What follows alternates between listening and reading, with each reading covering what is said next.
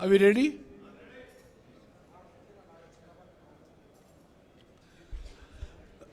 साथियों, हिंदी में बोलो,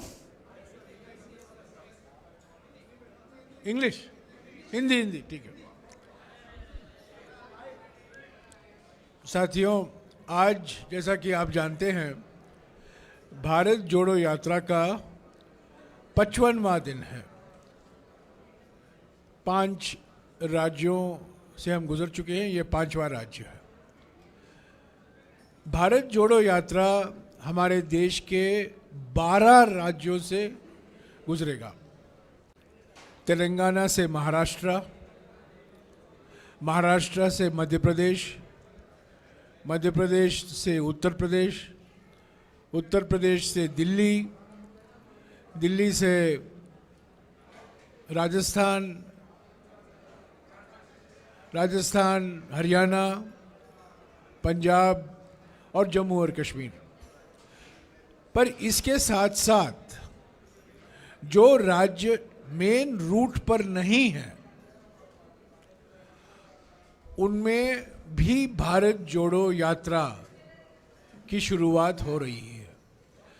कल अक्टूबर 31 को ओडिशा में भारत जोड़ो यात्रा निकाली गई है और ये भारत जोड़ो यात्रा भुवनेश्वर से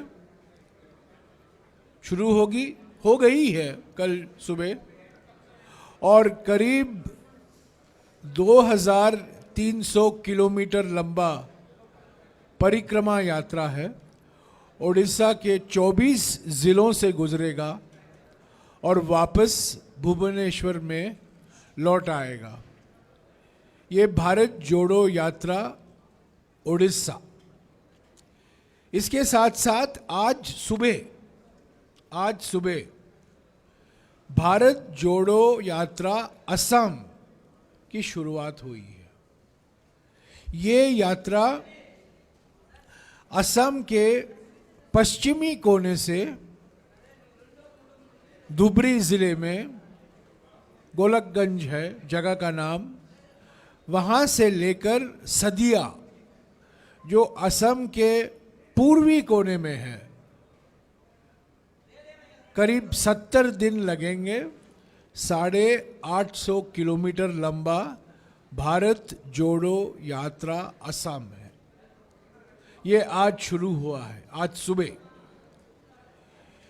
28 दिसंबर को जो कांग्रेस पार्टी की स्थापना दिवस है, 28 दिसंबर से कोलकाता से लेकर सिलीगुड़ी तक करीब 800 किलोमीटर लंबा रास्ता है। कोलकाता से लेकर सिलीगुड़ी तक भारत जोड़ो यात्रा पश्चिम बंगाल निकाला जाएगा। तो ये 3 राज्य हो गए जहां मेन भारत जोड़ो यात्रा के साथ साथ राज्य के स्तर पर भारत जोड़ो यात्रा निकाला गया है। अगले कुछ ही दिनों में बिहार और झारखंड में भी अभी तैयारी हो रही है और उसका पूरा डिटेल मैं आपको, जब वो तैयार हो जाएगा, मैं आपको अवगत कराऊंगा। पर झारखंड और बिहार में भी ऐसे ही भारत जोड़ो यात्रा निकाली जाएगी हमारे कांग्रेस पार्टी के संगठन की ओर से। तो पहली बात तो मैं ये कहना चाहता था कि बार बार पत्रकार हमें पूछते हैं कि सिर्फ मेन रूट है, 12 राज्य हैं, अलग अलग राज्यों का क्या होगा। आज कल उड़ीसा में, आज असम में और करीब 1.5 महीने बाद पश्चिम बंगाल में ऐसे ही भारत जोड़ो यात्रा निकाले जाएंगे, जहां राज्य के स्तर के नेता ज़रूर उसमें शामिल हैं और राष्ट्रीय नेता, कांग्रेस अध्यक्ष जा सकते हैं और मैं भी जाऊंगा कुछ दिन के लिए, दिग्विजय सिंह जी जाएंगे और अलग अलग सांसद और राष्ट्रीय स्तर के नेता भी जाएंगे। तो ये बात हुई। दूसरी बात, आज 12:45 जैसा कि मैंने कल कहा, कांग्रेस अध्यक्ष मल्लिकार्जुन खड़गे जी हैदराबाद आ रहे हैं। ऐसे तो उनका हैदराबाद के साथ पुराना रिश्ता है, क्योंकि वो हैदराबाद कर्नाटक इलाके के हैं और एक ज़माने में उनका इलाका निज़ाम का इलाका हुआ करता था। वो तेलुगु भी बोल लेते हैं, मराठी भी बोल लेते हैं, उर्दू भी बोल लेते हैं। वो आज 12:45 हैदराबाद आएंगे और भारत जोड़ो यात्रा के शाम के कार्यक्रमों में वो शामिल होंगे। ये दूसरी बात है। तीसरी बात, आज सुबह करीब 14 किलोमीटर हम चले हैं। यहाँ से हम निकलेंगे करीब 3:30 या 4 बजे। 4:30 बजे को एक ऐतिहासिक स्थल पर भारत जोड़ो यात्रा एकत्रित होगा। ये वो स्थल है चार मीनार के पास, जहाँ 19 अक्टूबर 1990 को तब के कांग्रेस अध्यक्ष, भारत के पूर्व प्रधानमंत्री राजीव गांधी जी आए थे और राष्ट्रीय स्तर पर सद्भावना यात्रा की शुरुआत उसी स्थल से हुआ था। उसके बाद हर साल, यानी कि पिछले 12 सालों से, नहीं 12 नहीं, 22 + 10, 32 सालों से 19 अक्टूबर को उसी स्थल पर कांग्रेस नेता, कांग्रेस कार्यकर्ता एकत्रित होते हैं और वहाँ झंडा लगाया जाता है। एक ऐतिहासिक स्थल है हमारे लिए। ऐसे तो चार मीनार भी एक ऐतिहासिक इमारत है, पर हमारे लिए जहाँ से सद्भावना यात्रा की शुरुआत हुई थी 1990 को, वो भी एक पवित्र स्थल है। राहुल गांधी जी और भारत जोड़ो यात्री वहाँ पहुँचेंगे 4:30 बजे को और वहाँ राष्ट्रीय झंडा डाला जाए, जैसे कि हर साल 19 अक्टूबर को होता है। इस बार हम 19 अक्टूबर को नहीं कर पाए हैं, 1 नवंबर को कर रहे हैं। तो इन 3 बातों पर मैं आपको जानकारी देना चाहता था, इसीलिए मैंने आपको बुलाया है। अगर आपके पास कुछ सवाल है इनके बारे में या और भारत जोड़ो यात्रा के बारे में, जो कल आपको पूरी जानकारी नहीं मिली पत्रकार सम्मेलन में, मैं उन सवालों को जवाब दूंगा। मैं फिर से आपसे, जिन लोगों ने प्रयास की पर वो सवाल नहीं पूछ पाए, मैं उनसे माफ़ी मांगता हूँ। समय सीमित था। तेलुगु मीडिया बहुत से चैनल हैं, बहुत से अखबार हैं, और आज सुबह से और कल रात से मुझे शिकायतें आ रही हैं कि आपने हमें इग्नोर किया, हमें मौका नहीं दिया, आपने पक्षपात किया। तो ये सब आरोप लगाए जा रहे हैं मुझ पर। तो मैं आपको एक मौका दूंगा। अगर मैं एक सब्स्टिट्यूट हूँ राहुल गांधी जी की, तो हूँ नहीं, पर अगर आपके कुछ ऐसे अर्जेंट सवाल हैं जो आप पूछना चाहते थे, मैं उन सवालों का जवाब दूंगा। शुक्रिया। हाँ जी, बोलिए। हाँ जी, बशीरुद्दीन जी, आपका नाम बशीरुद्दीन ही है ना? हाँ जी। 4:30 बजे, जैसा कि मैंने कहा, राहुल गांधी जी और भारत यात्री उस स्थल पर जहां राष्ट्रीय झंडा लगाया गया था 19 अक्टूबर 1990 को, जहां से सद्भावना यात्रा शुरू की गई थी, वहां हम आज 4:30 बजे पहुंचेंगे।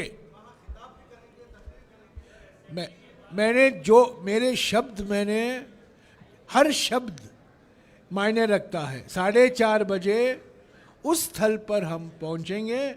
उसके बाद पद यात्रा होगा, और नेकलेस रोड जाएगा जहां इंदिरा गांधी की मूर्ति है। हाँ जी,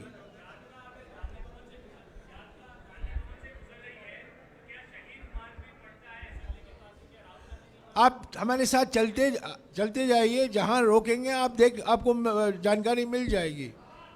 कभी कभी ऐसी चीज़ें होती हैं जब तत्कालीन समय में हम निर्णय लेते हैं, जो तय होता है स्टार्टिंग पॉइंट और एंडिंग पॉइंट, बीच में क्या होता है जब चलते हैं तभी हमें पता चलता है।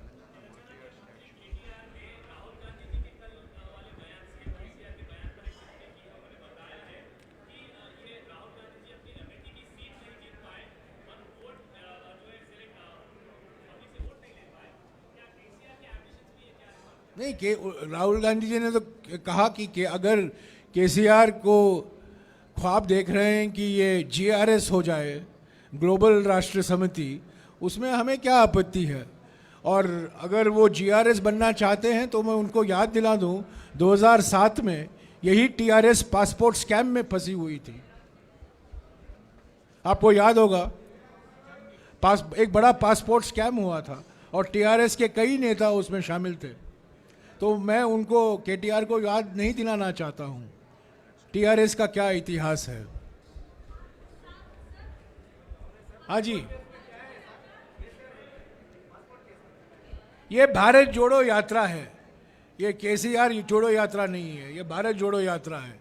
केसीआर क्या करना चाहते हैं वो केसीआर करें, हम लोकतंत्र में रहते हैं। कांग्रेस पार्टी कोई निज़ामशाही पार्टी नहीं है। हम जानते हैं कि यहाँ हैदराबाद में 8वां निज़ाम बैठा हुआ है। हाँ जी, मुझे सुनाई नहीं दे रहा मैडम। महाराष्ट्र पहुंच जाएगी 7 तारीख को हम महाराष्ट्र पहुंचेंगे, ज़रूर नांदेड़ पहुंचेंगे। महाराष्ट्र में शुरुआत भारत जोड़ो यात्रा ऐतिहासिक शहर नांदेड़ से होगा। शरद पवार जी अस्पताल में हैं। कल 4:30 बजे राहुल गांधी जी ने सुप्रिया सुले से बात की, मैंने 5 बजे को सुप्रिया सुले से जी बात की। शरद पवार जी अस्पताल में हैं, कुछ खांसी हो रही थी, कुछ दर्द महसूस हो रहा था। डॉक्टरों ने उनको कहा है कि 3 हफ्ते के लिए आप बेड रेस्ट लीजिए। हो सकता है कि वो 7 तारीख या 8 तारीख नहीं आए, पर राहुल गांधी जी ने कहा जब भी हो सकता है वो भारत जोड़ो यात्रा में शामिल हो सकते हैं। और उन्होंने सुप्रिया सुले को भी ये कहा कि जल्द से जल्द उनका रिकवरी होना, हम उनको चुनाव से जोड़ के देखा जाए, चुनाव से जोड़कर देखा जाए यात्रा को। शरद पवार, महाराष्ट्र में तो कोई चुनाव नहीं है, आप महाराष्ट्र की बात कर रहे हैं क्या? चुनाव नहीं, मैंने बार बार कहा है ये भारत जोड़ो यात्रा है। और कल राहुल जी ने मेरे कहा ये चुनाव जीतो यात्रा नहीं है, ये मुनुगोड़ से लेना देना नहीं है, हिमाचल या गुजरात से कुछ लेना देना नहीं है, 2024 के चुनाव से कुछ लेना देना नहीं है। ये भारत जोड़ो यात्रा है, राजनीतिक पार्टी है, हम हैं, राजनीतिक यात्रा है। पर जो मकसद है राजनीति से ऊपर होकर, हम 3 मकसद हमने गिनाए हैं। आर्थिक विषमताएं बढ़ रही हैं, सामाजिक ध्रुवीकरण बढ़ रहा है, राजनीतिक तानाशाही बढ़ रहा है, उसके खिलाफ ये भारत जोड़ो यात्रा निकाला गया है। संगठन मजबूत होगा, इसका असर चुनाव में होगा, ये हम उम्मीद करते हैं। पर ये चुनाव के लिए भारत जोड़ो यात्रा कोई जादू की छड़ी नहीं है।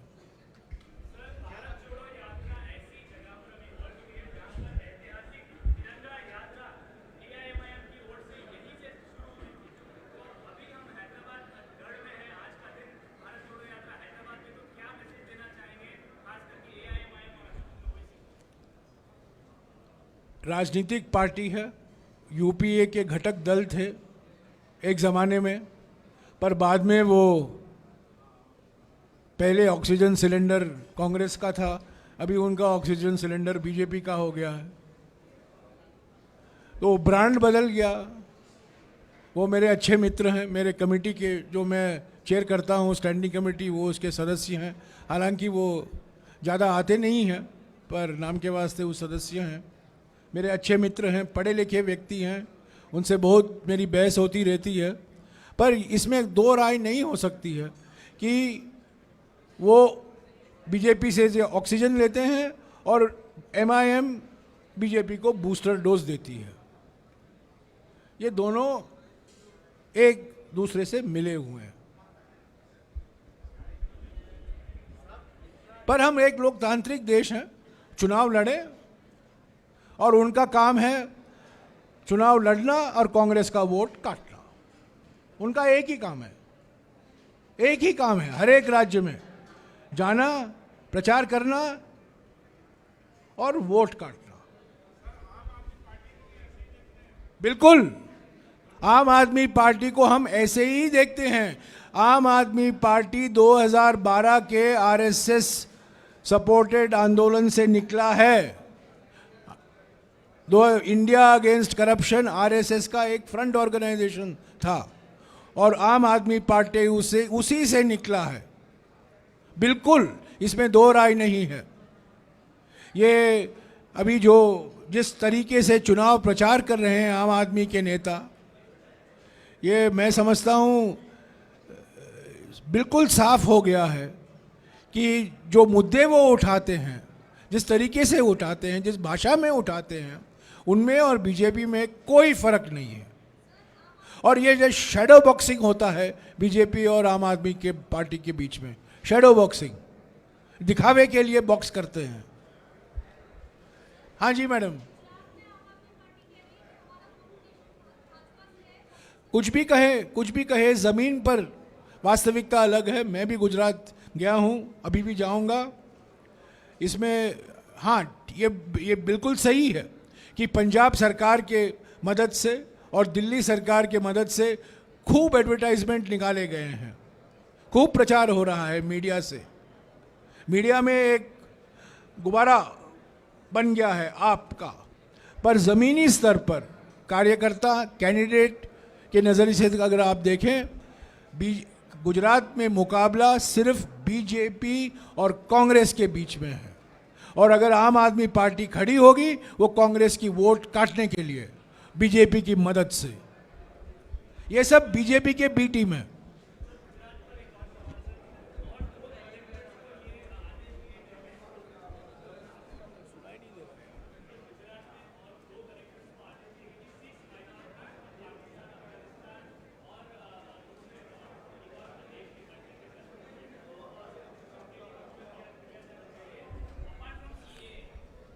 चुनाव आ गए हैं तो ये सब याद अभी आ रहा है इनको। ये जो समुदाय की बात आप कर रहे हैं, ये लाल बहादुर शास्त्री के ज़माने के समय में वो इन इलाके में उनको बसाया गया था। चुनाव आता है, अचानक बीजेपी को याद आ जाती है ये सब मुद्दे। असली बात तो ये है कि गुजरात मॉडल, जहां अभी एयरक्राफ्ट बनने वाले हैं, वहां हम एक पुल नहीं बना सकते। एयरक्राफ्ट बनाएंगे, हवाई जहाज बनाएंगे, पर हम एक पुल बना नहीं सकते। करीब 150 लोगों की जान गई है और इसके जिम्मेदार कौन है? ये कॉन्ट्रैक्टर हैं। कॉन्ट्रैक्टर को कॉन्ट्रैक्ट किसने दिया है? राज्य सरकार ने दिया है। स्कूल में जाइए, अस्पताल में जाइए, आज के सोशल मीडिया में देखिए जिस तरीके से अस्पताल की सफाई हो रही है, उसकी क्या दशा थी। और अभी प्रधानमंत्री वहां जा रहे हैं, उसको एक किस तरीके से वाइट वॉश कराया जा रहा है। ये गुजरात मॉडल है। ये तो बिल्कुल नकली फेक मॉडल है।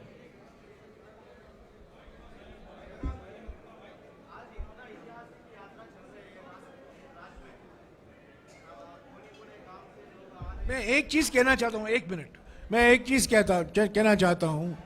मैं अभी ये 6ठा दिन है तेलंगाना में। मैं तेलंगाना के कोने कोने में गया हूं। मैं एक ऐसा व्यक्ति हूं जो तेलंगाना के कोने कोने में गया हूं, आदिलाबाद से लेकर यहां महबूब नगर तक। जो दशा मैंने देखी है पिछले 6 दिन सड़कों के बारे में, नारायणपेट में, महबूब नगर में, शादनगर के पास, राजेंद्र नगर के पास, अभी आते समय Sardar Patel national police academy के सामने, 8 साल हुए हैं तेलंगाना बनकर। सड़कों की हाल देखिए। हर एक पॉटहोल जो आप देख रहे हैं, हर एक सड़क पर गड्ढा जो देख रहे हैं, वो टीआरएस को मदद किया है। ये दशा 8 साल नए राज्य बनने के बाद ये स्थिति है सड़कों की, और वो भी राजधानी के इर्द गिर्द में। ऐसा नहीं है कि हम कोई दूर इलाके की बात कर रहे हैं, आदिलाबाद की बात कर रहे हैं, शादनगर, राजेंद्र नगर, महबूब नगर, जटचरला, ये सब तो यहीं के हैं, हैदराबाद के हैं, आसपास 50-60 किलोमीटर। और सड़कों की हाल देखिए, 8 साल में तेलंगाना बनने के बाद किसको फायदा मिला है, ये पूछने वाली सवाल है। जनता को तो सवाल, दलितों को तो नहीं मिला है, आदिवासी को तो नहीं मिला है, बैकवर्ड क्लास को नहीं मिला है। हाँ, मिला है एक व्यक्ति को और एक परिवार को जो अभी टीआरएस से बीआरएस और बीआरएस से जीआरएस बनने चाहते हैं।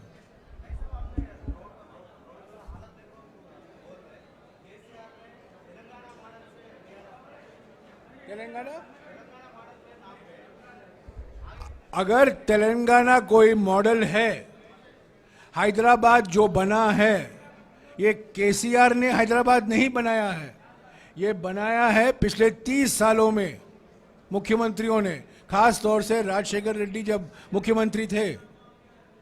जो आईटी कंपनियां हैदराबाद में आई हैं, जो अलग अलग इंस्टीट्यूशन, नलसार जो आया है, ये पुलिस एकेडमी जो है, ये 60 साल पुरानी पुलिस एकेडमी है। ये एक और बार मैं आपको कह दूं, आपको जानकारी नहीं होगी, क्योंकि आजकल ये प्रयास हो रहा है कि हमारा इतिहास सिर्फ 2014 में शुरू होता है। ये नेशनल पुलिस एकेडमी जो है, यहाँ से 4 किलोमीटर दूर सरदार पटेल के नाम पर, वो पुलिस एकेडमी 1950 में बनाया गया था और उसका नाम सरदार पटेल एकेडमी दिया गया 1974 में। 1974, 40 साल पहले, 2014 के 40 साल पहले सरदार पटेल के नाम पर यह नेशनल पुलिस एकेडमी बनाई गई थी। तो ये केटीआर कुछ भी दावा कर सकते हैं, पर तेलंगाना जो आईटी कैपिटल किसे कहा जाता है, ये तो बिल्कुल 2014 के पहले बनाए गए थे। ये 2014 के बाद में नहीं आए हैं। ये जो संस्थाएं बनी हैं हैदराबाद में, ये 2014 के पहले बने थे। DRDO, CSIR, NALSAR, Indian School of Business, ये सब पहले 2014 के पहले आए थे। ये शमशाबाद एयरपोर्ट के वजह से शमशाबाद में जो विकास आया है, ये केटीआर, ये केसीआर और केटीआर के कारण नहीं आया। ये 2014 के पहले जो सरकारें थी। और मैं ये भी कहूंगा कि राजशेखर रेड्डी जी ने बहुत काम किया, और उनके पहले भी थे मुख्यमंत्री, चंद्रबाबू नायडू थे, विजय भास्कर रेड्डी जी थे, एनटी रामाराव थे, उनके समय भी ये कार्य। तो आज टीआरएस कह सकती है हमने ये किया, टीआरएस ने कुछ नहीं किया, उनको विरासत में बहुत कुछ मिला है।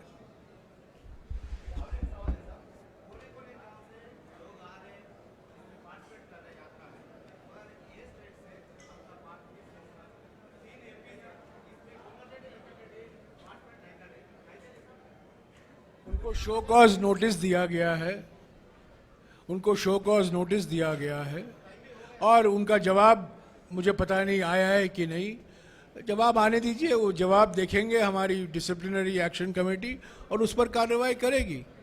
हम एक लोकतांत्रिक पार्टी हैं, कई लोग बोलते रहते हैं, पर अगर कोई लक्ष्मण रेखा पार करता है, अगर कोई डिसिप्लिन का उल्लंघन हुआ है, उसके खिलाफ कार्रवाई जरूर की जाएगी।